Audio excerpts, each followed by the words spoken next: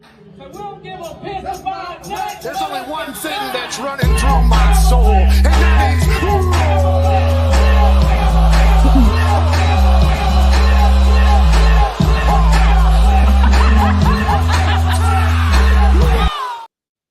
Happy Hump Day and welcome to the Crimson Dynasty. We're so happy to have y'all here. Go ahead and hit that like button and go ahead and subscribe if you haven't already. And be sure to hit up the live chat because we do have a Q&A session towards the end of this episode. Before we get started, the Crimson Dynasty, we're one of the shows here on the Bama Standard Network. My name is C'Chi and I'm the host here. And we have some hot topics tonight. We have a lot of names to talk about. I'm sure some of them y'all probably have already heard about. But before we jump right in, I do have to shout out one of our co-hosts, Dan James IV, which I know that y'all are really familiar with him. And he has another show that he's a co-host of on this network, so he'll mention that towards the end. But then we have a guest co-host. We have Herb Ragzell, and he actually is a part of another show on this network as well. So we won't be having JB tonight. Hoping that he feels better. And but we're glad to have you here, Herb, filling in. So we appreciate it. Thank you. But before we really dive in, I do want to shout out one of our sponsors, Lambstone Company. We always tell you that if you've been looking to add a beautiful natural stone in or around your home, don't settle, roll tide, O'Neill. Don't settle for subpar materials. Check out Lambstone Company's natural stone products to meet all of your project needs. And they're actually located in Oneonta, Alabama. And they're one of the oldest, most trusted sources in the state. So contact them today and let them know that we sent you by using promo code the Bama Standard to receive 10% off your first order. If you're watching us on X right now, be sure to head over to our YouTube channel, the Bama Standard, and subscribe because we do drop videos throughout the week and we have other shows as well. So I don't want to waste too much time. Like I said, go ahead and hit up the live chat. As the questions, the super chats come in, we'll address them. Then we'll get to the Q&A later. But I do want to just jump right in. One guy in particular that we just added to our 2025 roster, his name is Jayden Hobson. And he, the question is going to be, is he going to be that missing piece that we need? Because we started our spring practice this week, actually on Monday. And that's essentially when it was announced. Now, he's from Tuscaloosa and he had initially committed to Mississippi State, but he had redshirted. Then he went to South Alabama, but he never officially played anywhere. Now, I know that they initially had him listed as an offensive tackle. Then we saw tight end. So I don't know if that means that they're going to kind of try him out at different positions, maybe. But I want to get y'all's takes on this because I was kind of curious, being that he hasn't played collegiate ball yet, what this move was really about. Like, were we just trying to give him a chance because he's from Tuscaloosa, or could it be a matter of, maybe Alabama is where he wanted to go to begin with because he's from Tuscaloosa and maybe he didn't get an offer, out of high school. So it could really be a dream come true for him. But I'll start with you, Dan, on this one. What do you think about Jayden? I mean, we don't have, technically, aside from high school film, don't really have much to go off of. And then coming into a big, program like Alabama, and then also offensive tackle, tight end, is kind of up in the air. How do you feel about this? Do you feel like this could be strategic from Coach DeBoer's side? Oh, definitely, without a doubt, I believe it's strategic. For anything else is a death piece. You get a guy that has SEC experience, even though it's all on the practice field. Exactly. So we're past the days of being able to stack 5 and 4 stars. It's really about building the roster and building depth. So Alabama was down to 4 tackles, so he makes number 5. I know there's been reports he's been listed as tight end as well. Maybe we could see him in the Brandon Green role. So it's definitely a guy that's familiar with the SEC, anytime you can establish depth, with the right person, the right, situation, you want to take advantage of it. So, that if anything else is a death piece, because, the same thing with Nyquil Bertrand last year, so he essentially replacing one with the other, so if nothing else, you got to have bodies in practice, you know what I'm saying? And he allows us to be able to do that. Yeah, that's a good point. That's a good point. Herb, what do you think about this? I mean, do you agree as well? Like maybe this could be a matter of he wanted to go to Alabama to begin with. He didn't get an offer and he just never felt like he fit where he did go, Mississippi State and South Alabama. And then also, if from what I remember reading about him, he had actually got to a point where he wasn't even sure if he wanted to play college football. He actually thought about entering the workforce. So, what are your Yeah. thoughts? Yeah, and that's right. Like he left the South Alabama team, I think, last August, so Mhm. he hasn't played in about 2 years. But this is one of those, like you said, it's a depth piece. Also, great practice player for you. He's a walk on, so your investment in him is minimal. So Yeah. if it works out, great. You get a better practice player. You get somebody who can work out a couple different positions.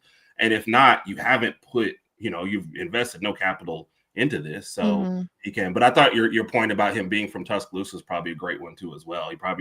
There was a part of him just wanted to come home, and being around here will probably help him. And then, if he's thinking about leaving football behind and entering the workforce, this isn't going to slow anything down for him. He'll still have those opportunities. But I want to ask a question about that. If we should have let him enter the workforce and come back, then would that have made him a blue collar player? Wow. Well, I mean, he is playing line and tight end, so I guess so. yeah. Yeah. Yeah, it's But, gonna be interesting though. It's yeah. gonna be interesting. But The I fact- mean, mhm. Well, I was going to say the fact that they can even say that, possible tight end and on the line shows a little bit of athleticism as Right. well. Agree. So that's somebody you can move around in different spots. So, like I said, it swing big. Hey, if you miss, it's no, we won't even be talking about this here. But if it happens to pay out at all, even in practice, it's great for the team. Right. And you look at some NFL drafts, you go back, guys that, played tight end or whatever, the tackles that get drafted in the NFL usually played another position. Mhm, mhm. Hey, if nothing else, it'll give us, different looks, different body types. So yeah, it'd be interesting to watch. Yeah, yeah. Well, we wish him the best and hopefully we see good things with him this year. Now, I do kind of want to pivot a little bit and talk more about some other guys, more so from the 2026 and 2027 class. Now, there's a name that recently came up, in terms of the 2026 class. But before we really dive deep, it is worth noting the last time that we had an episode, because of course we're having our show every other week now. Last time we had the show, we only had one commit for the 2026 class, and now we have three. So we were able to add Jamarian Matthews and then also Chris Booker. So that is good. So now we have a total of three. But there's one guy in particular that I wanted to discuss. He's a 5-star wide receiver. They call him Boobie Feaster, Ethan Feaster, and he's from the state of Texas, and he's going to be visiting Alabama this weekend. Now, he's actually a part of the 2027 class, but he reclassified to the 2026 class. So, that kind of says a lot. I mean, you kind of compare that to a Ryan Williams type 5-star reclassified. So, I think it says something. But he was actually listed as the number 6 overall player in the state of Texas and the number 5 wide receiver in the nation, and also part of the top 40 in the 2026 class. So he's going to visit Alabama first, and I think he has LSU, Texas, and then Oregon. So this guy is going to be one to watch, and one that we definitely would like to have. I mean, of course, we have wide receivers coming in. If anything, I feel like we have a lot of youth at that position group, and that's not necessarily a bad thing per se, but I wouldn't be opposed to us going out and getting him. Now, before I mention any other names, because there's a few, I want to get y'all's takes on him in particular, because like I said, 5-star out of Texas, reclassified to the 2026 class, and he's being heavily recruited across the country. Herb, I'll start with you on this one. Any thoughts on Boobie? It feels interesting to call him that, but yeah. Any thoughts? Ethan. I like Ethan. I like that name. Yeah. We actually got a DM about him. Somebody said they just wanted to keep adding him to the all-name team at Alabama after guys like Kool-Aid have come through here. But I feel like this is one of those guys, especially wide receivers, that once they see our offense this year and how much better and more balanced it is, I think your chances of landing a guy like this much better. So it's nice that he's taking this visit early, but I feel like he's a guy that you're going to kind of land in the fall when they see no matter who wins the quarterback position this year, knowing that you still got Russell in the wings, to be your future if he doesn't win the job. I feel like that's an enticing place to play. So I feel like we've got a great shot at landing him. I agree, and having Ryan Grubb, I think that's going to be a key component. How do you feel about Ethan, Dan? I mean, do you feel like that? Because I know you're the lead recruiting analyst here on this network now. I'm sure you're excited about him, but like we always say here, you can't get too excited because guys like to jump a lot. But how do you feel about him? Let me tell you, I'm gonna tell you why I feel really good about Boobie Feaster. Is one reason is because last year we had a 5-star receiver to reclassify, and you seen what Coach Shepard and Coach DeBoer and staff was able to do to get a young man, that's supposed to be essentially a senior in high school and get him ready for SEC play, and he exceeded expectations. So they have the blueprint to do it, so. That's one thing I think we can hang our hat on, as far as our pitch to Boobie Feaster. Look what we were able to do with Ryan Williams. The guy was 160 pounds soaking wet, and didn't have the SEC body yet, but what he was able to do, he was able to develop so rapidly as a route runner. Now it's just developing his hands a little better and everything. But I think Boobie has a higher ceiling physicality wise, you know what I'm saying? But I think he's more physically ready, than Ryan was at this stage, and so I really like, Alabama's chances of landing him just simply because of that. Interesting. And I'm glad that you mentioned the weight addition, because I heard that Keelan Russell, I think he gained 17 pounds since he's been on campus, so that, so there's just kind of goes. I know a lot of peanut butter, but that's one of the things they like to do as soon as they get on the campus. Now, there are some other names that I'm going to mention, and I'll try not to, because I want to make sure that I get y'all's, perspectives on all of them. So one in particular, 2026 class, he's a tight end, Mark Bowman, and he's visiting Alabama tomorrow, actually. And he was in town last year when we played Georgia. He actually had this photo that he took with Jalen Milroe. He just looked like he was really excited to be there. And he's listed as the number 2 tight end in the 2026 class, number 20 in the nation. And I believe we definitely want to land him. I know that, Coach DeBoer recently made comments about not really having a lot of depth at that tight end position. So Mark Bowman could be a guy that we go after. Another guy on the offensive side of the ball, 2026 class, his name is Deacon Smith, and he's from the state of Colorado, 6'5", 320. Now, I know that On3 had him listed as the number 1 recruit in the state of Colorado, and he recently listed Alabama in his top 8 schools. But from what I've read, he hasn't yet scheduled an official visit to Alabama, even though he listed us in his top 8.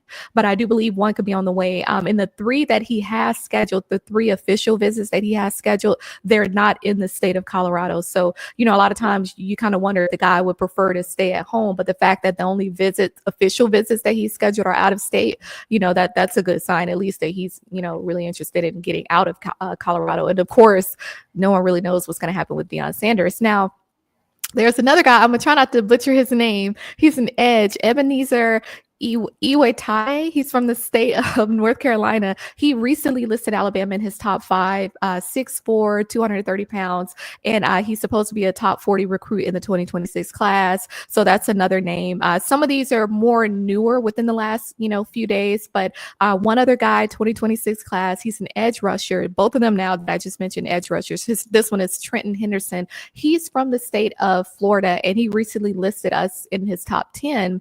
Now, On3 had him as of February listed as the number 5 edge rusher in the 2026 class, and he visited Tuscaloosa maybe about a month ago, and he's going to visit again in June with as far as an official visit. So it would be great to get him, because we as we were saying, we only have 3 commits so far in the 2026 class. We only have 1 edge rusher, which was Jamarian Matthews. So it would be good to get another one. So I'll stop there.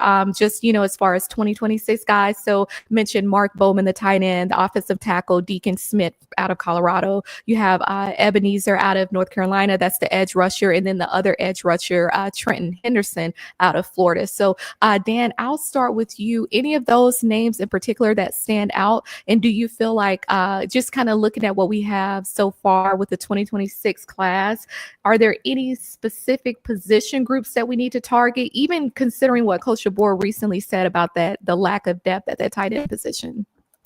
Yes, Alabama is in on a lot of guys we consider wolf or edge guys. So we got a guy in state, the top 10 player right in the state of Alabama, that we didn't mention, that's Anthony Tank Jones, he could grow into a bandit or he could be a wolf. But like you said, Trenton Henderson, Ebenezer, Iwatade, these are guys that visited for junior day. So Alabama's building relationships. They got a lot of guys on campus in the spring.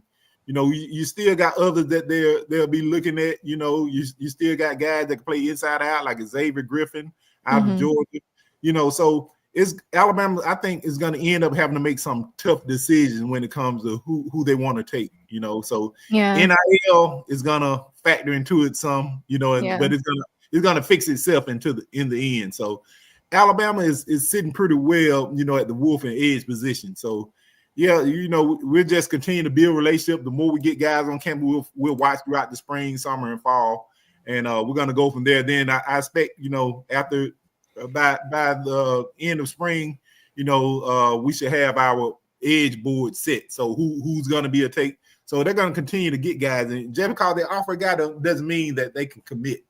Alabama offers a guy, they get them on campus, they talk to them, they interview them, meet the family, let them meet, see if it's a fit, and then they go from there. They just continue to build a relationship. Then they go and set the board, like who's a take, who's not a take. So that's how the process works out. So, and it always works itself out in the end. So we share a lot of guys. It's good to have so many high caliber guys, to be able to choose from. So exactly. Alabama's still Alabama when it comes to recruiting. Alabama's that's the tagline. Alabama's still Alabama. I mean, nothing else need to be said. But when you mention building relationships, when you look at the state of college football at this point, that's literally what it comes down to, is building relationships. Because what we see is, guys will go somewhere for 1 year, then they'll go somewhere else. And a lot of times they're keeping in the back of their minds the relationships that they've built at other schools. And so you think about when Courtney Morgan, Jamarcus Shepard, all these, coaches will fly out to California or fly out to Florida to, sit with the guys and their families. That's actually, and that's actually a good way to kind of, do it, especially, and we're going to talk about it later as far as like ways to kind of level the playing field now that, they just throw in the bags at different players. But that's going to be a key component, is making sure those relationships are there. Yeah, and one thing Jeremy Sanders said it good, roster management, and we had Tyler Siskey on the other show a few months back, and he said something that I thought was very important and interesting. This where Courtney Morgan, Coach DeBoer, I think they excel at. That is roster building. Kirby was able to do it. Coach Saban was able to do it, but a lot of teams, any team, even Texas A&M, any team can run out, build a roster 1 through 30, let's say. But what teams that exceed, the teams that excel really at a high level is from 30 to 85.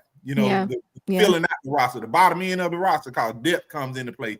So whenever you're able to fill out a roster, and so that's where the art comes in. At a lot of teams, they can throw NIL, but that's why teams tend to struggle just by spending a lot of money on just a few guys.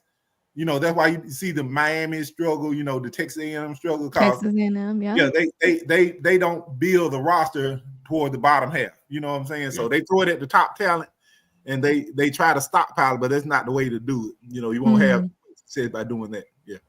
Yeah, that's a very good point. Really good comment. And y'all in the chat, drop your thoughts as well. If there's any other guys, I saw someone mention Sincere. We talked about him a couple weeks ago. He's still another guy that, Alabama is, like you mentioned too, Tank, Dan. So it's still a lot more guys out there. Yeah. Now, Herb, I want to get your take. I know we said a lot, but I want to get your take. So considering DeBoer's comments, I want to say this week regarding just not a whole lot of depth at that tight end position, and you have someone like Bowman, the tight end that from the 2026 class that was at our game last year when we played Georgia. He was, really excited. And just looking at some of the guys that we've either recently made offers to or guys who have listed us in their top 5, 8, whatever. Is there anyone that maybe Dan and I have mentioned, or anyone else that you can think of that Alabama, like we need to press our foot on that gas and go after these guys? Yeah. Well, like Sadarian Morgan is one that's popped up, but I'll be honest, a friend of mine is from where he goes to school at. So he's been kind of talking him up. He's in my ear about him. So that's somebody he thinks it's down to Alabama or Auburn. So that's somebody that I've been looking at. It's interesting the tight end, because I thought we had at least 4 good ones on the roster with 2 recruits coming in. But it does kind of tell you the focus going forward. If he's telling you, hey, we still don't have the depth that we need. Mm-hmm. And one point that we kind of were saying in this, depth is harder to build with the transfer portal, because the guy in the 2nd and 3rd spot are going other places, like Dan said, somebody throwing a bag at them to be the first person. So that's a tougher one. And I think there's also a lot of patience that we have to kind of exhibit in this, because guys just don't commit as early as they used to. And now those commitments mean less and less. I think for Alabama, getting them on campus next year and getting them to a couple games and letting them see that atmosphere, I think that's where we really close this class, and where they can kind of see, the whole Alabama experience. So it's great that they're on. I would hate to be a coach right now recruiting, because I'd hate to be trying to call these kids every day right now, knowing 4 or 5 months down the road is where you might actually say yes. And then after you say yes, I still have to stay on you. So it's a battle, but I feel like Alabama, and like you guys said, we're still Alabama. I feel like in the fall is when we'll close this class really up, and I think everybody's going to be excited at the end result then. Yeah. And ultimately, I mean, looking at how things are, we may actually need some type of like roster management team, or like a team in and of itself of people, like as far as the follow-ups and all that, because like, like we keep saying here on this show, at least, that, they'll commit, you get excited, then, another team will get to poaching and all that. But yeah, I mean, it'll be interesting to see what happens. Really quickly, before I mention a couple 2027 guys, do y'all feel like, I kind of wonder when Coach DeBoer mentioned that, as far as like, the lack of depth to some degree at that tight end position. You look at who we currently have: Danny Lewis Jr., we have Jay Lindsey, we got Caleb Edwards coming in, looking at Marshall Pritchett coming in. And Cuevas, Yeah, Josh Cuevas, huge playmaker, right? But you look at the ones who are currently there, the ones that are coming in. I wonder if that I guess assessment that he had as far as the depth there, I wonder if that came from Ryan Grubb. Yeah. And what he's looking to do. That'd be an interesting one. Yeah. Because you name those names, it sounds like we're pretty good. And if that's one of the first things that you're looking at, that's, I mean, it almost has to, right? He comes in and looks at it and is like, look, this is what I need to be successful. So, because you wouldn't think that would be one of your first needs, was tight end. Right. You mention those names at all. Yeah. You think the same, Dan? Yeah. Look, if you watch the NFL Combine, we lost 2 horses. We did. You look at CJ Dupree. Yeah. He had the highest bench reps of he did 32 reps at 225, which was the highest at the combine for the tight end position. And you look at Robbie Air, Ty Miles, 270 plus pounds with that vertical leap. I know. And the mullet and the mustache, man. The mustache. We lost 2 dudes, you know what I'm saying? And yeah. Look what Brian Ellis was able to do with those guys in 1 year. You know what I'm saying? It's just, we talked about last night, we just didn't utilize them enough. But we got talent and we got physical specimens in the room. Yeah. You know what I'm saying? So, it's just like you say, it's a grind. You know what I'm saying? We playing this tough schedule that we're playing now. It's a grind. It's a physical grind on these guys. So you want as many bodies and that's ready to play and ready for it at the position, that we're going to utilize more with the Ryan Grubb. Yeah. Having Grubb in, I think that's going to be Josh Cuevas. He's going to be a beast this year. I'm calling it. He did his thing last year. He did the best he could with what he had. Right. That's my brother's favorite. So that's what Rod is always calling Cuevas. I get a text anytime he catches it. So yeah. Yeah, exactly. Now, there's a couple names that I want to mention from the 2027. I know that's kind of looking forward, but you kind of have to, at this point. And just a couple, and I wanted to kind of mention them just because of some feedback from them. So we had a defensive lineman, Nate Carson. He's from the state of South Carolina, and he received an offer from Alabama yesterday. And he actually visited Tuscaloosa for our first day of spring practice. Of course, it was this Monday. 6'5", 270 pounds. He stated that the offer means a lot to him because he's been an Alabama fan since he was young. And he said it feels like a dream come true, and everything regarding our program is perfect. So this is the defensive lineman, Nate Carson. He's from South Carolina. So pin that one. And then there's an offensive tackle, Jatori Williams from Phoenix City, Alabama, in-state guy. He's another guy that's on our radar. And he visited Alabama at the last summer for camp.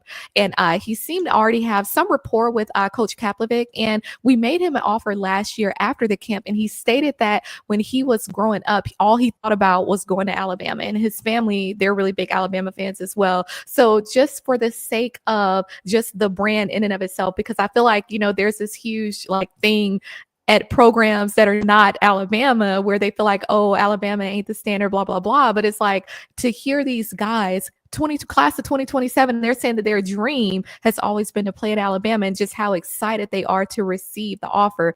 Nate Carson, Jatori Williams, how do y'all feel more so about just their comments? Like, how do you feel about just, Nate saying that it feels like a dream come true? Jatori saying he always wanted to play at Alabama when he was young. Dan, you look like you got something at the tip of your tongue. How you feeling? Let me tell you, as someone that's been following recruiting for 20 years, those are the most dreaded comments you ever want to hear. The dream school.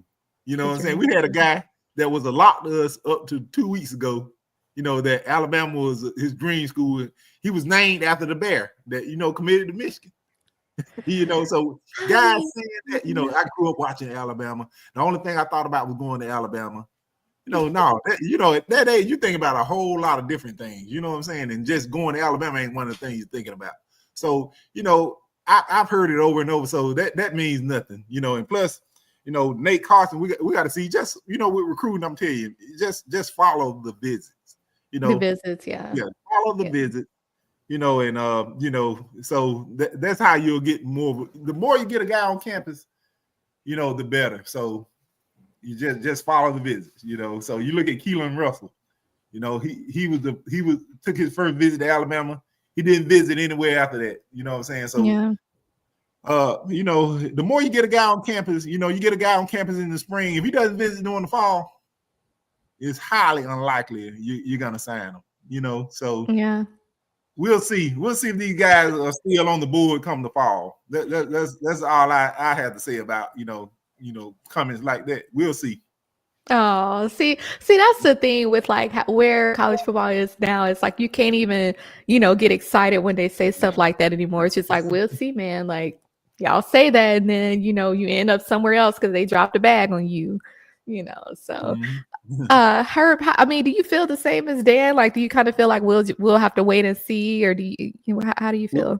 We'll definitely have to wait and see, but I love Alabama's name being in everybody's mouth. So I don't care if they say it just to throw out and get a little clout and get extra offers. It still means that it carries weight, because nobody's out there saying, hey, Mississippi State was my dream school. No offense to any Mississippi State people, but nobody's saying that. And no other schools are taking shots at them, like Ole Miss. So I love it when other schools say, oh, Alabama's not the standard that they once were. Well, then why are you even mentioning this? We're not going anywhere. So yeah, you're in a transition phase. I get that, but people are still holding us to that standard. So every kid that says, hey, Alabama's my dream school, even if you're lying, hey, that pumps us up, because if you have 10 offers and you mention one team is the dream school, I'll still take that clout. Yeah, you might chase the bag and go somewhere else. That's fine. You used us for that. That's fine. But I'd rather be the person being used for that because our name is out there more than, okay, nobody's talking about you at all. That's the worst. Yeah.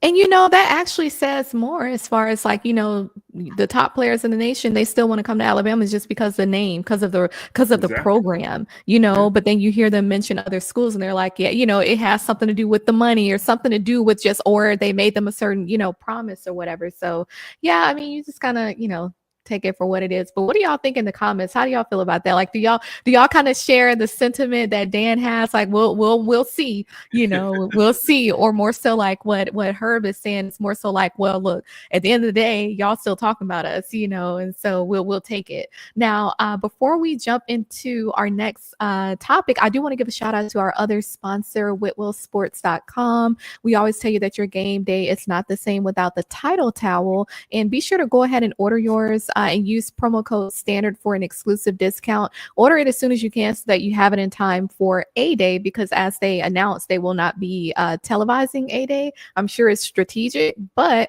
make sure you're physically there. I think it maybe partly has to do with like getting more people physically there. But okay, I want to talk because we're talking about a lot about guys who are coming into Alabama potentially, but I want to kind of hit on a little bit guys who were at Alabama already, but they were redshirt freshmen. More so, which redshirt freshmen should we do?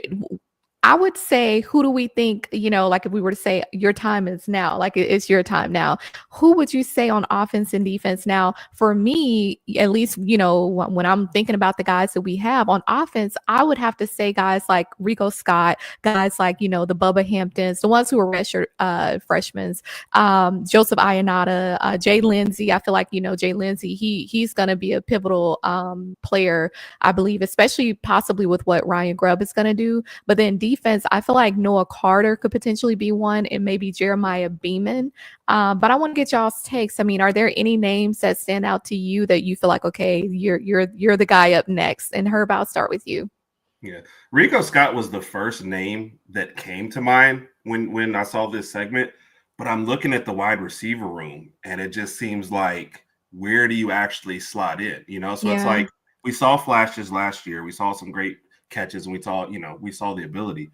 Then you think, are you behind, Germinator, Ryan Williams, Cole Adams, Jalen Hill, Brooks, Isaiah Horton, just off the top of your, so it's like the list is long. But to be fair, before I started really looking at it, Rico Scott was the first name that came to me. And honestly, before you mentioned Lindsey for this segment, I hadn't really looked at his size. And I mean, I didn't even list him among my first 4 tight ends. So that's a fifth one. But 6'5", 258, you've got to think that that's a guy that could be a weapon. So if you're talking start off, you're going to find I'm an offensive guy, so I'd rather go out and score 40 to 50 points every game and ignore the defense totally, except to give the offense a break. I know. I'm sitting up here like, okay, he's offense. Okay, we're defense. I mean, they got to get out there to give everybody a break, I guess. But I'm going to be one of those guys that I want to throw it out there. So those are really the first 2 names that I looked at. I feel bad for a guy like Bubba Hampton because I feel like he's got some ability, but I just don't know how often he actually sees the field. And Kevin Riley too, as well, at running back. We're just, where do you slot in? Are you a 5th or 6th running back right now? Like, I just feel like it's going to be tougher for those guys to see the field. Yeah. But with a offensive core, that the reason why I feel comfortable and confident about how this is going to play out is because we have Ryan Grubb. I think that if we would have gone into this upcoming season with with Nick Sheridan, no slight to him, but I feel like you need someone who knows what they're doing and they know how to plug the different guys in, and where someone who is more strategic. And I think that we could possibly see, because like you said, you look at Isaiah Horton coming in from Miami, right? Of course, he's going to be one of the 3 receivers. Jeremy Bernard and Ryan Williams. Okay, but then who's after them? Like you said, Jalen Hill, Cole Adams, he'll be off his injury. Jalen Hill as well, but it's Derek Meadows coming in. I mean, you're going to have some freshmen too that want right, and they're going to want to get out there and play. So it'll be interesting to see. But I want to ask you then, Dan, because I know I mentioned some guys on offense and defense. I know Herb mentioned his offensive guys. Who would you say? Do you agree with the names that we listed, or do you have other ones in mind? Yeah, I'm since Herb took off, I'm definitely gonna take defense. I appreciate that, Dan. I appreciate that. I know. That's all that's left. But 3 names I want to circle in particular. One is Jeremiah Beeman. Yep. I like what I saw from him in the little bit that we saw. Another one is Caden Jones. Caden Jones is going to be a big time player for us, linebacker position. And another one I think was a prototypical Wolf when we signed him, and that was Noah Carter. He arrived the campus late, and that's a guy, man. I really, really, really liked, You know, he kind of put me in the mind of Quay Walker at Georgia.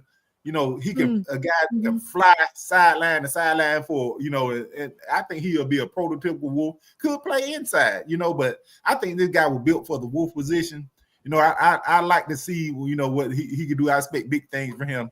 But also, you know, Isaiah Fogger, you know, another guy, you know, interior guy, you know, we'll see out of he was a Utah commit out of Phoenix City. And, you know, the more body you can get, you know, on the interior, you know, the better. So I think he'll be good as far as the interior. You know, I think his strength is more so against the run, you know, run plugger. But we shall see. But those are the names that stood out to me.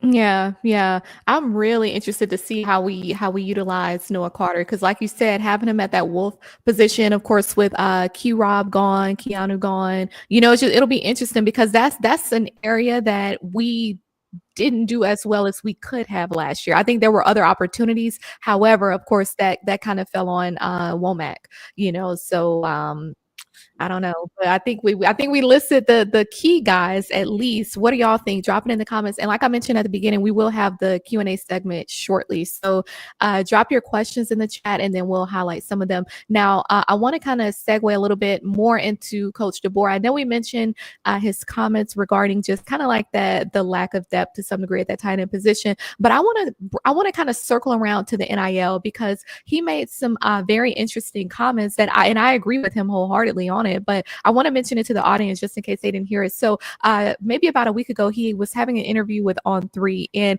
he was basically essentially talking about, you know, this whole NIL situation and basically to some degree how guys are going basically where they get the highest bid, right? And how Alabama can level the playing field. And one concept that he introduced that he mentioned, and I think is actually a good idea, he mentioned revenue sharing essentially. Basically, he was saying that having a more balanced playing field, it can help our situation.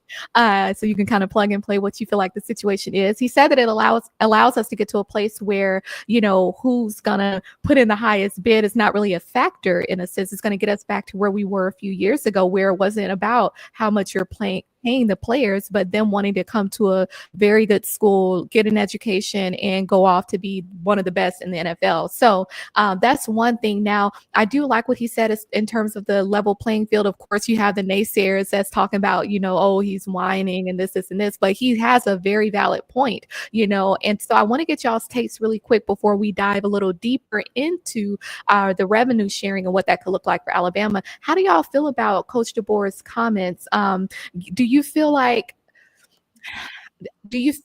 Because I feel like I get where he's coming from, and I think he said the quiet part out loud, and I believe that he said it for a reason. Do y'all agree with what he's saying as far as like getting us on a level playing field to some degree? Dan, I'll start with you on this. Do you feel like he's I don't know how you feel about his comments? I'm sure you agree, but I want to know where your head is right now. I think that's the most Pac-12 thing he ever said. Yeah. But, you know, there will never be a level playing field. You know what I'm saying? Because, and let me tell you, it's 4 reasons why. NCAA. You know, so. And that acronym can mean whatever you want it to mean. Right. So fill in the blank. You know, long as NIL and profit sharing, you know, how are they going to coexist? How are they going to be regulated? You know what I'm saying? I'm all for players, you know, making money off the name, image, likely. But as long as you got agents involved, there will never ever be a level playing field. So I don't agree with his comments as far as that, because how are you going to regulate it? It was never a level playing field before NIL.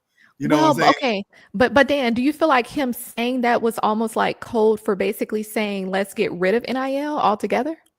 That won't happen. that won't happen. You can't put the genie back in the bottle at this point. Right. Yeah. They just got to refine it at this point. Yeah, it is, you know, it's the end of amateurism as you know it. You know, revenue sharing is coming, you know, July the 1st. I believe that's the date. So yeah, it's coming for next year. Yeah. So but even in revenue sharing, each school has to talk about how much they're going to allocate, you know, to everyone. Yeah. So they're still good. Like Texas Tech I think it's going to be around 20 million per school. Like 22, I think. Yeah. Yeah, and around 15 million is going to go towards football programs. So yeah, that's still some schools got more than others. You got NIL collectors, they got more money than others. But Dan, even on top of that, the thing that is so bizarre is that not only do you have NIL collectives, which are basically separate businesses, basically, you have schools that have more than one NIL collective. So right. Alabama just has one. We just have Alabama. You go down to Florida State, they had 3 or 5. Tennessee has a few. Texas has a few. So it's not even in that regard. It's like there's no way that it could be balanced. You're right. There's no way. It's because the NCAA didn't get a grip on this in the beginning of it, it's going to be hard to regulate it. Yeah. Right in the middle of it. You know what I'm saying? So, yeah, it's going to have to be a whole different entity or something. It's going to, schools are going to have to break away from the NCAA. You might see new conferences, new leagues evolve, and you know what I'm saying? But I don't know how this situation is going to be regulated now from the disaster that it already is right now. Yeah. Yep, I agree. Herb, how do you feel about Coach DeBoer's comments? I mean, do you feel like he kind of said it to say something else, or do you agree with him? I just wouldn't have said it as the coach of Alabama. I feel like we're no one's ever gonna. The first comment that people make after you say something like that is, "Oh, it's the field isn't level now that Alabama can't pay its players." So all it is open you up to other criticism. So I don't think it's like a matter just of is he right or wrong on it. I just don't think nobody's going to feel sorry for us, so saying, hey, this is what put us behind. And I've tried to read up on revenue sharing, and see exactly why he thinks it's going to be level. Because I know in some places the collectives are like, oh, great, we can step down because they're doing this. But I still don't see what's to keep them from just stacking it on top of that. So, hey, you come to the school, you're getting this from our revenue department, but, and then NIL can still throw something on top of it. And then the other point about it is every school gets to determine how much they want to allocate. Yeah. I was reading 3 different figures. Texas Tech, I think, is doing 74%, but at UConn, they're giving it all to the basketball teams. So every school is going to allocate different to their football team. So I still don't think it's going to be 100% level, but I do know that a lot of coaches were happy for it because they do think it'll even up a little bit. So. I mean, to be honest, and I'm not gonna go on a rant or go off on a tangent, but I will say, to those who have little comments to say about, oh, Alabama's whining, or oh, they're feeling some type of way because now, I mean, if you want to brag about having to pay players to go to your school because they don't want to go there and otherwise, I mean, okay, Ohio State. I mean, I'm just saying, Caleb Downs didn't want to go there to begin with for a reason, so it's just pipe down a little bit. If you have to pay players, the best players around the country to come to a school, when we just say, oh, we're Alabama, and that in itself holds weight, it's just it's not the same, but they don't want to go down that road. Now, kind of to dive a little deeper into revenue sharing, just for the viewers, not to confuse it with NIL, because NIL is more of individual agreements. Of course, revenue sharing is more broad. It has more to do with term, or the team distribution.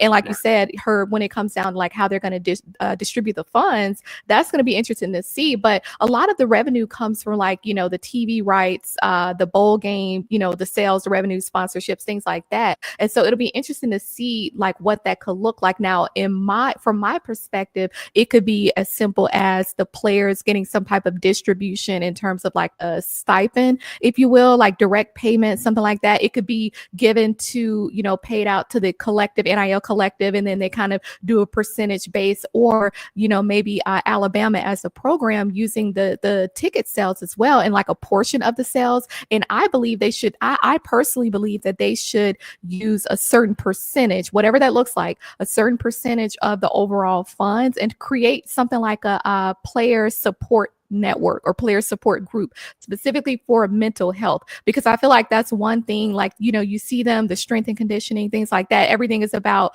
the physical side of things, but then what about the mental side, right? There needs to be a dedicated team on campus where it's literally licensed therapists and they can talk with the guys. You know what I'm saying? That's something that I feel is lacking. You have all these huge schools, maybe they have something like that, but I haven't heard of anything like that, so you know who you sound like? Who? You sound like Coach Saban. That's what he was talking about before it even happened.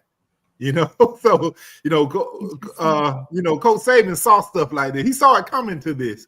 You know what I'm saying? And he talked about players receiving stipends. You know what I'm saying? So you sound just like Coach Saban. Well, I'll take that as a compliment because he's yes, the GOAT.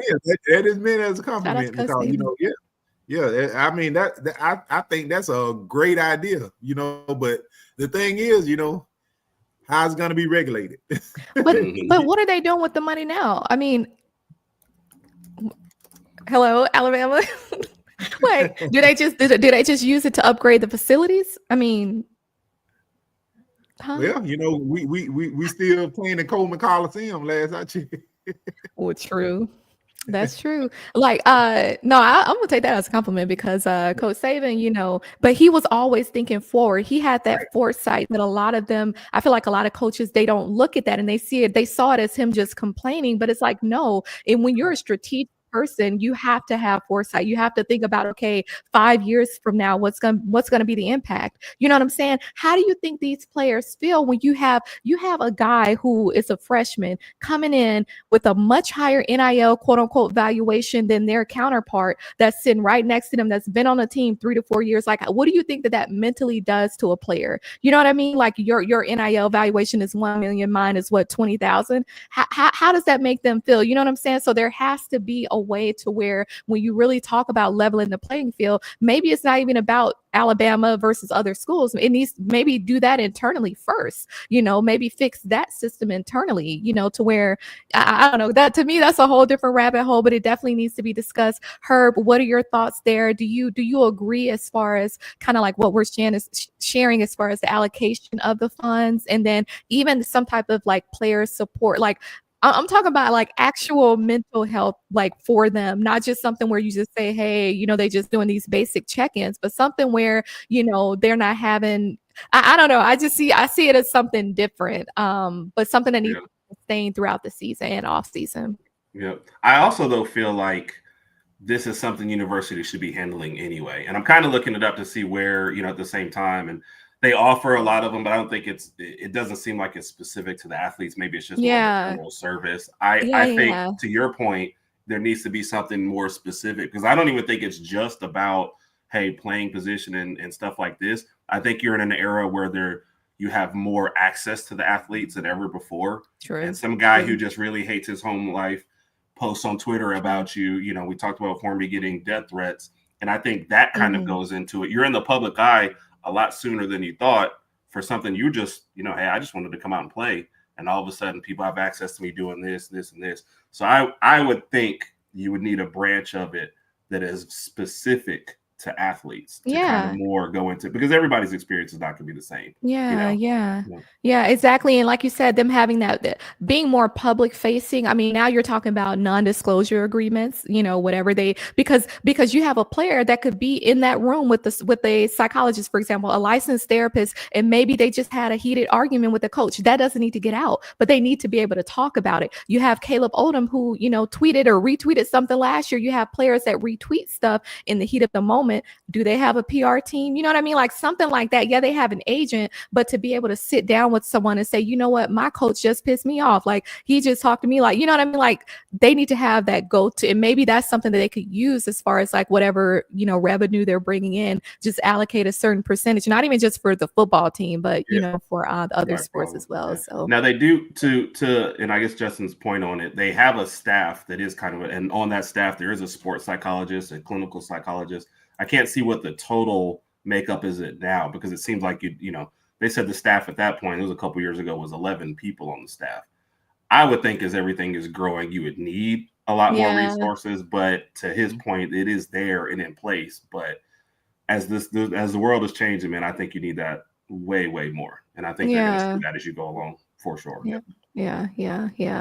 Yeah, even doing some type of evaluations when guys transfer as well. I mean, you never know what could have provoked that transfer. Like a lot of times stuff goes deeper than that surface level. You know what I'm saying?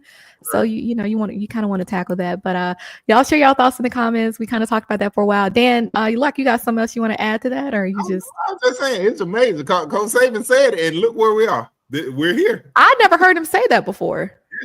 Yeah, he missed it before. Yeah, he's the one. He's the one that started the one that I'm looking up right now. So I didn't know we had he that. Actually called, he's actually one that called the lady in there, and she didn't know what was even going on, and he was the one kind of putting together like, hey, let's get a staff together to start doing this. So right, forward thinking. Interesting. Well, we'll have to, The GOAT. The GOAT, the GOAT, Yeah. the GOAT, the acronym GOAT. All right. Really quickly, we talk a lot about football, but let's kind of pivot a little bit to basketball. We do have to shout out our men's basketball team, even though, we had a couple losses recently. But we did drop to number 7 after we lost to Tennessee on the road. It was a close game. Unfortunately, we lost by 3. Now we're actually playing Florida at home right now. The game should still be going on right now. Right, Dan? I see you. When y'all know when he cut that neck to the side, he watching Alabama basketball. So that's how I down by 2. Yeah, how 13 much minutes more left in the game. 13 minutes left. Okay, cool. Hopefully we win. All right, but then the SEC men's basketball tournament actually kicks off next week. It's going to be held in Tennessee. And regarding the women, now of course we're ranked, kind of lower than that. We're number 19. We actually just lost on the road at Oklahoma. Unfortunately, that was our last regular season game. And the SEC women's basketball tournament kicks off tomorrow in South Carolina. Now we're the 6th seed, so we're going to be playing tomorrow night either against Auburn or Florida. So shout out to the women. Hopefully we can win. We can, go all the way. Any thoughts from y'all? No, the women had it. Go ahead, Dan. My bad. I just want to mention a fun fact. My hometown used to host the SEC women's basketball tournament. Albany, Georgia. Yeah, way back in the day. Yeah. Interesting. Right here in the Albany Civic Center, just about 10 miles from me. Nice. That would be fun. That'd be fun to go to, but yeah. All right. Well, let's jump into our Q&A. Let's see what we have from the audience. I did see a lot of comments. I couldn't keep up with them, but let's see. Okay, shout out to Damon Davis. Hey, panel, do you think our offense will average 40 points per game? Yes, sir, since Grubhub is here.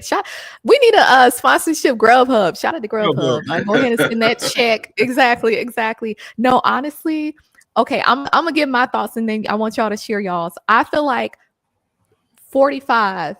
I'm gonna say we're gonna be averaging about 45 points per game. That's what I'm gonna say. What y'all think? Yeah, because I see it. I'm on the fence about it. I'm more of an old school ball control type of guy. You know what I'm saying? But hey, I'm for it. We can get the stops, but I don't like the little racetrack games, you know what I'm saying? But because it's a long season, you know what I'm saying? So, True. the more points you score offensively means the more snaps your defense is going to be on the field. And you think about the grind of going through a season, especially in the SEC, then you got the playoffs. So, I'm kind of on the fence about it. You average 40, I'll allow it. You'll allow it. Okay. So they got to go to you first, and they got to, kind of, so he got that stadium in the background, Herb. So, they got to go to him first. Yeah, you got him the office seat now. Well, what happens if they come to me, right? I'm okay in it from the jump. So right, exactly. I'm looking at us averaging 33 last year with several duds of games, and you improve on that a little bit. One more extra touchdown, I think we can get to 40. For sure. So I like this question, but I think the offense will be way more balanced than it has been. And I don't think 40 necessarily has to be a racetrack game. I think you can still I think our team is the type of team that's like, okay, we're up a little bit here. You're going to see plenty of running, but not lose the offensive production either. So I don't feel like it's going to be necessarily like the two-a-days where we were like touchdown or 3 and out. I think you'll see some more. I was literally thinking that, but well, that's what I always think of, because when our offense was good there, to Dan's point, we put our defense in a lot of bad positions when we were during that day. I feel like this offense is going to be way more balanced. I don't think it'll have to be home run shots all the time. I think you'll see a lot more sustained drives than we've had in a long time. So I think the defense will be in good position, but we'll still be able to average that 40 and everybody will be happy. Yeah. And like Grubb said, shortly after he took the position at Alabama, like he said, we're going to be moving that ball down that field much more efficiently and effectively. Yes. So whatever that looks like, we're going to be winning them games. Kennedy said he like to average a 10-win season. Ooh, ouch. Look, we better. I have high expectations every year for Alabama, so I'm just going natty. However we need to get there, but all right. Shout out to Christian Hughes. I need Bama to be like the Al Davis Raiders. Just win, baby, win. Roll Tide. Exactly. Whatever it takes. Yeah. Exactly. Shout out to Toughest Nails. Question is Jeremiah Beeman gonna shine? That's exactly who we said, right? On defense. Right. He's up next. I expect it. He got a lot of guys in front of him, but I like to see us rotate more, especially early in the year. So, I think he will shine. He, his little time that he got in there, he shined. So yes, the answer to that, I say yes. Do you feel, I want to ask both of you and Herb, how do you, the fact that, we have Kane Womack, of course, coming back as the DC, but we have Deontay Lawson, Justin Jefferson, you look at the guys who are coming back on defense, and now Jeremiah Beeman, he may not have seen the field a lot, but he was around to at least get kind of somewhat comfortable, at least in practice with this 4-2-5. Do you feel like that's going to work to his advantage and having the certain guys coming back? Yeah, he didn't have to unlearn anything, because he came in learning the 4-2-5, you know what I'm saying? So, yeah, he came in learning the swarm defense. So it's not like he had to scrap everything. So, yeah, I think, that could work in his advantage. Exactly. More than it can like an incoming freshman that maybe he's never had to play like this in high school. So, absolutely, I think the experience you get from being here is invaluable, no matter how much you got to see. Exactly. All right. Another one from Damon. Kennedy, the portal should only open once when April comes. It should be shut down. That'll cut down a lot of players from bolting. Yeah, because right now it's like April and December? Yeah. Yeah. The December one is terrible because it comes right before bowls. Yeah. And right before National Signing Day. So I think a lot of kids leave early then because they're like, hey, everybody's setting their rosters. I need to get out of here. Yeah. But, it's like you've played all year. And there are people on playoff teams that enter the transfer portal. Yes, sir. Yeah. Or you can say if you transfer in the December portal, you have to sit a year. I mean, they could because look at what happened. Was it Jaheim Otis that hit the portal right after we lost to Vanderbilt? So in essence, he basically was able to not play for the rest of the season, right? Yeah, the UNLV kid did it too. He was a little more high profile, but same situation. They're trying to save themselves a year, so they're just dropping out before the fourth game. So. I think what was the Florida State quarterback? I think he was one of the first to do that back in the day too. The one that Uyagalele, the one that was at I think he Oregon did that. State. I think Clemson maybe had two people. Yeah. So, but that's what they do. They're trying to preserve their year, so they're dropping out early. But I don't see how you get better by just not being on the team for the rest of the year. You just can't replicate that in your own workouts. And the fact that teams keep picking up guys like that bothers me because you're like, here's a guy who quit on their team in the middle of the year, and you're still like, we can still use this guy. So. And that's the thing that I'm not going to harp on this too long, but that's the thing that bothered me with Jaheim Otis. We don't know what goes on in the background, but we just come off of a big win against Georgia. The following week, we lose to Vanderbilt, which of course that sucked, but you hit the portal after we lose to Vanderbilt? Not after we lost to Georgia, or not after we beat Georgia. You know what I mean? Like what could have changed within that week to where, you know what I mean? But maybe it was something else. Who knows? I don't know. Shout out to Ephraim. We need kicker and punter. Well, we actually did get that punter. Kicker, like Stephen M. Smith always say, the kicker and the punter. We actually remember we got the punter from the Colorado School of Mines, Blake Dowd. Y'all just go read up about him and look at his film. This guy, he's a good one. He's a good one. So fingers crossed. I think he's gonna have a good season. Yeah. I hope we don't see him much. True. That's true. That is true. When we need him. Yeah. There you go. All right. Shout out to Kennedy. I like to see y'all do a players list. Y'all could choose the position. Maybe we can do that for the next episode. Good idea. Yeah. Because it will be spring practice. When does that end? Do y'all know?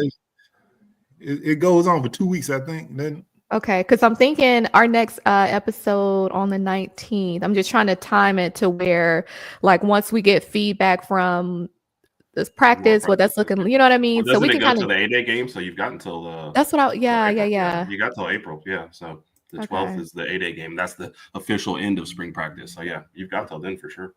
Yeah. Okay. But yeah, that's a good idea. We'll definitely do that. We're down by 5.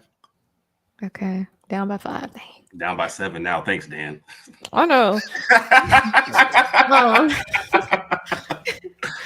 Shout out to the Run and Wrestling Pod. What's up? Just want to jump in and say Herb is the best ever. Shout out to Herb. He is awesome. Yeah. This is what happens when your family gets on the computer. So appreciate that, fam. No, that's good. That's good. That's good. Yeah. It's good when they show love. How is Keely coming along? That's a good question. Mm-hmm. My brother, that's one of my brother's favorite people to ask about. So I would love to hear the answer to this. He was a 5-star coming out of high school. Like we better do something with him this year. Right. It makes sense. He was a 5-star in, you know what I'm saying? So yeah, we'll see. I think we'll see him playing a couple.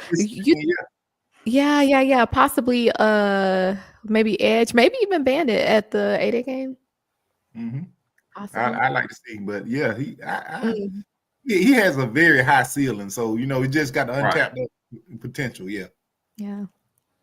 All right, and then one more. Okay, Christian Hughes question panel: which quarterback do you all favor to win the starting job?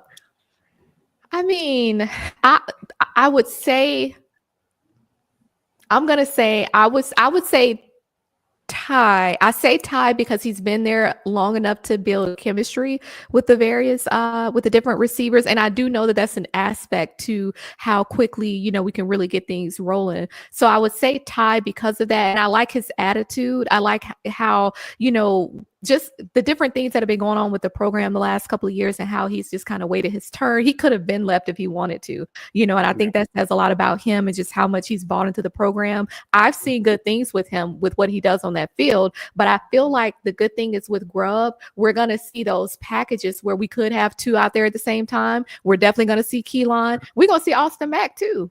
Yeah. Go ahead, Hurt. Well, I feel like one of those guys, if after the spring, if they feel like they're not going to win the job, it feels like either Ty or Austin Mack has to go. Like it feels like one of those guys has to transfer because if Russell doesn't win the job this year, he's winning it next year. And so, like, let's say Ty wins it this year, Russell's going to be your guy next year. Does that mean Mack has no path to starting, at Alabama? Unless feel like he would have to go. Right, unless he think he could beat out Keelan Russell next year, And then you're losing Russell because he's not going to sit 2 years, So. And teams going to be coming out. They're tampering now, So the staff, the board, we were very loyal to Jaylen. So let's see if we'll be very loyal to Ty Simpson. You know what I'm saying? The guy that stuck around. So. But one thing I want to mention to you guys, there's only one guy on this roster that's familiar with Ryan Grubb, Ryan Grubb, and that's Austin Mack, so he been in the system. He's familiar with the system, so don't count him out. Yeah. Y'all remember what Ryan Grubb said? I want to say this was shortly after he was hired in that interview, the same interview where he was basically saying we're going to be able offensively to move the ball down the field more effectively. He said in that same interview that when it comes to the quarterback position, that he's not going to show any favoritism. He said they're going to have to, whoever wins. It's not going to be about seniority or anything like that. So I guess that's, for the fans, whether it ends up being who y'all want it to be or not, just know that, he's looking at it from the position of let's kind of level the playing field and let the best man win the job. So yeah, I think they're feeling the pressure of they have to perform next year. Like we can't have another year like this. I know it's not fair to have to replace Saban and come in right away, hit the ground running, but it is what it is. But if we have another year like we did last year, they're going to be running them out the building. So I think they have to leave every position open and say, look, best man wins no matter what. So yeah. Hold on. Let me turn my TV off. Why? Because we're down 10 now. No, come on now. We're looking at but hey, and we at home. Last year we stumbled into the toward the end of the season, went to the Final Four. So I guess I don't know. But it's the momentum, though. It's the momentum. I mean. I don't know. But I will say, do y'all Coach DeBoer, because y'all were saying that, we can't have another season like this past season. I feel like one of the key things that Coach DeBoer, all of them really, Coach DeBoer, Jamarcus Shepard, Kane Womack, the one thing that all of them should have taken away from this previous season is that the SEC is the SEC. You can't, we don't do what the Pac-12 does. We don't do what South Alabama does. You don't just circle a few games. No, we need to win every single one. You lose to Vanderbilt? Yeah, Oklahoma. Yeah, we're gonna be talking about that 20 years from now. We won't be talking about the Georgia win. We'll be talking about how quickly it got erased. Yup. We won't be talking about the Georgia win. We beat Georgia all the time. We'll be talking about this loss. 20, 30 years from now, we'll be talking about this Vanderbilt. That raggedy loss. And then the loss to Michigan, I feel like the Tennessee loss could have been. Shout out to Linda P. It's so good to have you. We love to see you on. Look, she be setting y'all straight in those comments. I didn't see too many haters in the comments tonight. Maybe because Linda's on. Because when y'all see her, we disappeared. I know. When they look, hey Herb, I don't know if you saw Chris on your show. Do you be seeing Chris Williams, the Auburn fan? Oh no, he's more of a Bama standard guy. We haven't reached that level yet to where I invite Chris because then I know we made it. So if Chris starts jumping in on our shows, then I know we've made it. There, tell him the Florida State guy, the Ohio State ones. They always have something slick to say, but it's just like the hall monitor. I know she is. Because look. And all she'll do, she'll just put in all caps, yo mama. And they know what time it is. You better know it. Exactly. You talk about Link, let her know. She gonna let them know. She gonna let them know. Now, the one thing that all them coaches the first year at Alabama should know is that at Alabama, it's 1-0 every single weekend, no matter what the school is. I don't care who it is. We got to play our best game. And I think Coach DeBoer, those press conferences, you could tell the way he was looking that he was starting to realize they ain't playing out here. So for y'all, it was the Vandy. For me, Raj and I went to the Oklahoma game. That was the worst one. Sitting up in the cold, that was horrible. And basically knowing, a couple plays into the second half, you weren't coming back, and it was over. And having to sit there for the rest of that effort, man. The effort we slept walk through it, man. Boy, it was terrible. And then knowing that the playoffs was a win away, that was even worse. So no, that was the worst one to me. Yeah, at least Vandy came after the Georgia game, and they just kind of jumped us. You can say that, but that effort. Oklahoma, man, that's inexcusable. Sorry, Raj, my bad. We said we weren't gonna mention it anymore. So. Yeah. I don't know. Maybe it's kind of one of those things like Jalen Hurts, how he had to put that screensaver of him just a couple years ago when they lost, and just as a reminder, use it as motivation because, Oklahoma, the Michigan game, that was just piss poor. Imagine those guys who set out with Michigan and didn't play. What would that have looked like? Just that level of effort. We got to see something different this year, but I believe we will. All right. Well, just for those who are watching Teague's Take, they have also changed their schedule to every other week as well. So it shouldn't be any Teague's Take tonight. You'll catch them next week. We do have Going Hard in the Paint tomorrow at 7:30 p.m. Central Standard Time. And since I mentioned that, Herb, I'll pass it to you. Do you have other shows that you want to mention? And then any social media? Yeah. Talking Bama, I'm also on 7:00 Sunday night. And then, like I said, my brother and I, we do our podcast. We always tell everybody, watch Bama Standard stuff at Final Whistle, 8:00 on Tuesday. But then come and check out our replay. So show us some love there too as well. So those. And then, like I said, happy to be here with y'all and stand in for JB for a night, man. I appreciate the warm welcome. Yeah, we definitely got to have you on more often. I like that you're very objective. You know what I mean? You kind of see both sides and it's not like all one side. I think Dan and JB are really good with that too. And that's kind of what you see definitely. Some shows, people not on this network, of course, but other. It's I don't know about that. Yeah. You have to be able to see both sides in this, man. The team is not always going to be perfect. The team's not always terrible. Yeah. Everything, there's shades to everything. So, and it makes for better conversation. So I'm with it. I agree. Dan, any other shows, anything that you want to mention live from Brian Denny since you're there? In any social media? Yeah, you catch me on X, at the Final Whistle Dan. Instagram, Dan James IV. You catch me Tuesday nights, the Final Whistle right here on this network. Wednesday nights right here with my awesome team, the Crimson Dynasty, 7:30 p.m. Eastern, 6:30 p.m. Central. You know, y'all be sure to hit that like and subscribe. You know, I got Coach Saban waiting on me. You know, we got to get up and catch some walk-ons again. You know what I'm saying? Yeah, that was fun. That was fun. We'll do it. Yeah, that was fun. I enjoyed it. Yeah, I thought she was gonna join. She kind of went the other direction on us that night, but it was a fun time. On what? She got in late. She was tired. Yeah. Oh, wait, what was it? Was it before A-Day? Was that it was during South Alabama weekend at the museum. You remember we went to walk-ons? Yeah, I was there. That was my birthday weekend. I was there. Yeah, but after we left the museum, we went to walk-ons. We went and ate at walk-ons, you know. Oh, you know, nah.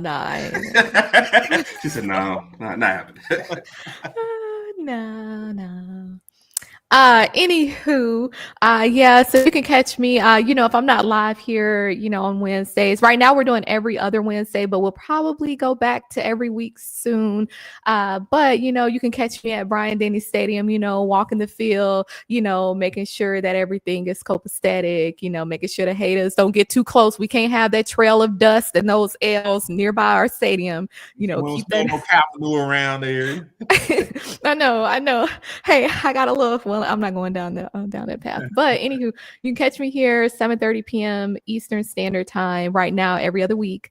And you can find me on X. We do have our handles right there in the banner below at official C'Chi, or on Instagram at beauty_of_intelligence.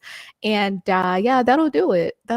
And we'll see y'all in 2 weeks. Hopefully we have some good news as far as, some guys that are going to be committing to Alabama, even though we don't get too excited, but it's still good. So we'll see. All right. Well, we appreciate the views. Be sure to like and subscribe, and turn the notification bell on, and then also come back and watch the replay if you didn't catch us at the beginning, because we mentioned a lot of names in terms of recruiting that y'all probably want to know about. So be sure to go back and watch the replay. But that will do it for us. Have a good night, and roll tide, roll. All right, everybody. Roll tide. Roll tide.